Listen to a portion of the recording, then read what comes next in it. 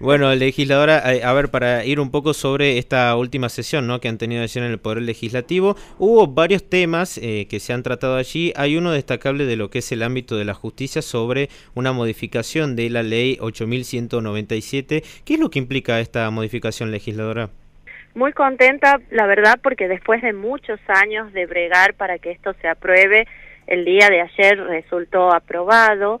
Esto es algo que incide directamente sobre la administración de justicia y que cuando uno necesita una decisión de la justicia que sea ágil, que sea rápida, que sea acorde, a veces se encuentra que el juzgado o el ámbito donde su problema se tiene que decidir no tiene el magistrado o magistrada designado. Ustedes saben que nosotros hemos tenido durante muchos años una crisis de vacancias en el Poder Judicial. Sí. Esto se ha solucionado en parte gracias a que el Consejo Asesor de la Magistratura como institución se creó. Dicho sea de paso, este año cumple 15 años de funcionamiento.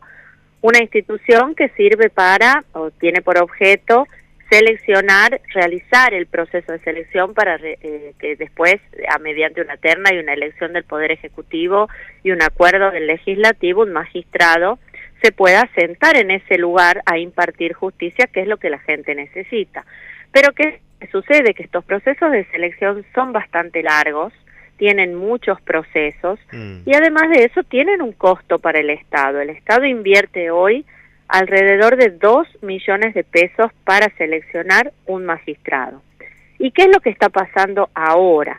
No existía hasta ayer, o por lo menos hasta que se promulgue esta ley, no existía ninguna restricción para que un magistrado que acaba de asumir en su cargo después de pasar por todo este proceso pueda volver a rendir, volver a concursar y tratar de ocupar otro lugar. Ajá. Y esto ha ocasionado que magistrados designados hayan estado ocupando ese lugar para el cual fueron designados durante un año, 6 meses, un año y medio, ya venían rindiendo otro concurso, resultan elegidos nuevamente y dejan ese lugar. Claro. Entonces, lo que este proyecto persigue es, o esta ya ley sancionada que está siendo comunicada ahora al Poder Ejecutivo, es que cada magistrado que fue elegido tenga que quedarse en ese lugar para el cual fue elegido durante al menos 4 años. Bien. Esto lo que va a permitir es, primero, una mayor cobertura, segundo, que cuando uno empieza a trabajar en un nuevo lugar, tiene que estar enfocado en el trabajo de ese lugar, generalmente tiene que conformar equipos, tiene que empezar a producir resultados. Cuando uno ocupa un lugar en la justicia después de un largo periodo de vacancia, probablemente o seguramente tiene un atraso en ese juzgado. Así que esta restricción temporal que hemos puesto ahora implica eso. Durante 4 años tienen que quedarse a prestar servicios en ese lugar donde fueron designados y transcurrido ese tiempo, por supuesto, pueden continuar haciendo su proceso de selección si quieren ocupar otro lugar. Esto no va en contra de la formación del magistrado. Al contrario, el magistrado, así como cualquier profesional, y diría más aún, tiene que tener una formación que es permanente, una actualización permanente de la normativa, de la casuística, de la jurisprudencia, obviamente.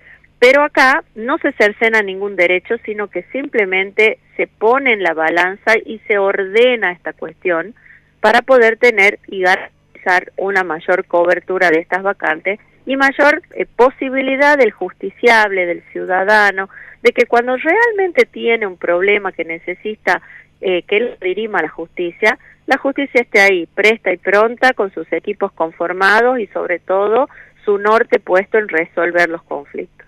Legisladora, lo marcaba allí y, no es la primera medida que se da para tratar de normalizar la situación de las designaciones de jueces y demás. ¿Qué es lo que ha podido lograr de que hoy en día se pueda realizar este trabajo? Digo, que se pueda dar este acuerdo entre los distintos poderes del Estado para tratar de normalizar la situación del Poder Judicial, que es uno de los poderes del Estado. Es muy buena la pregunta porque nosotros hemos vivido etapas. Esto, como les señalaba, tiene 15 años la conformación del Consejo de la Magistratura y recordemos que esto había sido una creación constitucional que luego fue cuestionada y declarada inconstitucional su primera conformación y luego se dictó esta ley, la 8.197, que organizó el primer Consejo Asesor de la Magistratura. Creo que el funcionamiento interpoderes, con la necesidad de acordar entre el Poder Ejecutivo, el Legislativo y el Judicial medidas de política pública que sirvan precisamente para poder garantizarle a la gente que la justicia llegue de manera ágil y pronta, ha sido lo exitoso de este proceso. Entonces, hemos hecho marcha y contramarcha, los errores que se han planteado en la implementación de estas políticas se han ido trabajando y subsanando. Por supuesto tenemos mucho por delante, pero esta medida es algo que podemos tomar ya viendo el funcionamiento de este proceso y pudiendo hacer una valoración de qué es mejor y qué no. Claro. Quiero ir sobre otro tema importante, legisladora, porque en los últimos días hubo una jornada allí en la legislatura, en donde, en el marco del debate de la reforma política que está teniendo la provincia, que están buscando las autoridades de la provincia, se pudo abordar la temática del voto electrónico, ¿no? ¿Qué balance hacen de este encuentro y qué es lo que se llevan? Esto fue en el marco de rondas de discusión que ha implementado el vicegobernador Miguel Acevedo, para que entre los legisladores que hemos presentado proyectos referidos a la reforma política podamos intercambiar ideas, cada uno presentar sus proyectos, y uno de los temas ha sido los instrumentos de votación, que formó parte de la primera ronda de discusión. Bien. Allí el legislador Ocaranza había propuesto invitar a la gente de Salta, donde ya se ha implementado el voto electrónico con esta modalidad traído para mostrar, que es la impresión de una boleta única electrónica, que uno hace la selección en la propia máquina, pero esta máquina no almacena información, sino que imprime una boleta papel, claro, que es depositada en la urna, y es el sistema que se ha implementado en Salta. Nos ha parecido muy interesante poder conocer el sistema. Nosotros habíamos tenido la posibilidad de viajar a Estados Unidos hace 2 semanas para la elección de Estados Unidos y visitar muchos centros de votación y poder ver cómo son los sistemas de votación en los diferentes estados. Sí. Allí hay diferentes también modalidades, hay diferentes medios de votación. En algunos casos se elige electrónicamente, en otros casos se marca una boleta ya impresa que luego se escanea. Hay diferentes modalidades, pero esto siempre, no olvidemos que esto es tecnología aplicada a una ley o a una determinación política. Esto va a depender de cuál sea el sistema electoral que tenemos. Claro. Porque imagínense que hoy, con el sistema de acoples, con la posibilidad de que tantos partidos políticos se presenten a la misma elección, cuando uno tenga que cargar una computadora para mostrar la oferta electoral, va a ser inagotable. Es decir, reemplazaríamos la cantidad de boletas sobre la mesa, de boletas impresas, pero cargaríamos una máquina donde el ciudadano va a tener que elegir una opción entre miles de opciones. Claro. Entonces, todo esto, por supuesto, el medio de votación es una cosa, el sistema electoral es otra. Entonces, hay que trabajar en ambas cuestiones. Ahora únicamente vimos esta cuestión de cómo podría ser una alternativa para votar.